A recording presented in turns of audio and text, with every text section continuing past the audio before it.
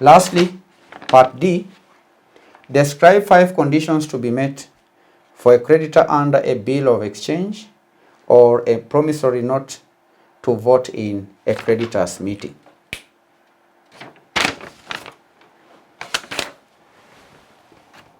D,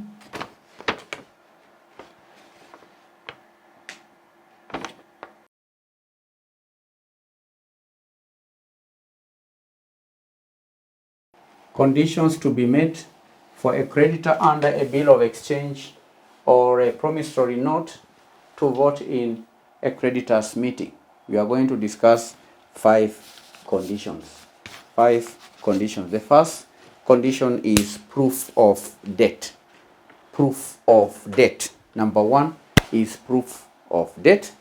The second condition is timely notification. Number 3, verification of creditor's identity. Number 4, compliance with the meeting. And lastly, financial standing.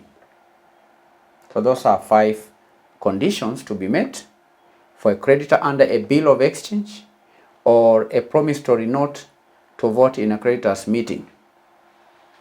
Proof of debt.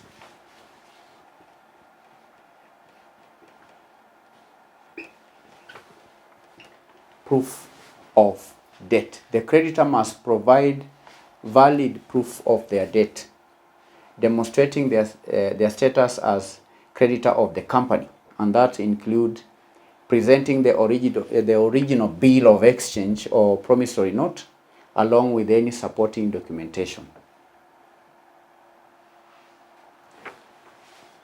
Timely notification.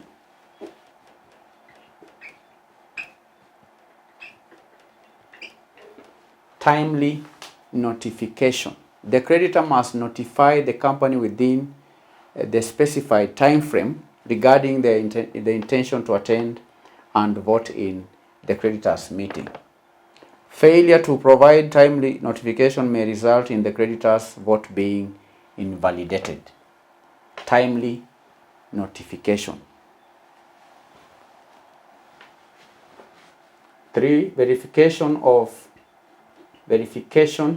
of creditor's identity.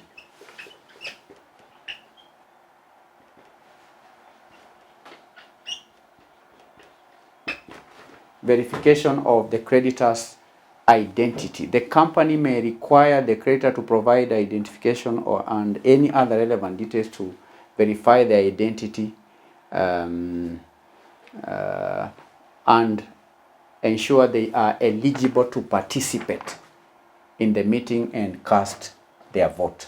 Verification of creditor's identity. 4, compliance with meeting procedure. Compliance with meeting procedures.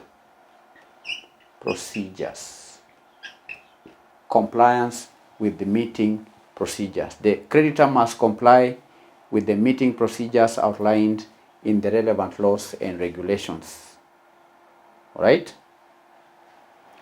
which govern the creditor's meeting. And that includes any rules regarding voting procedures or rules regarding quorum requirements or any other specific requirements that is set forth in the meeting's agenda.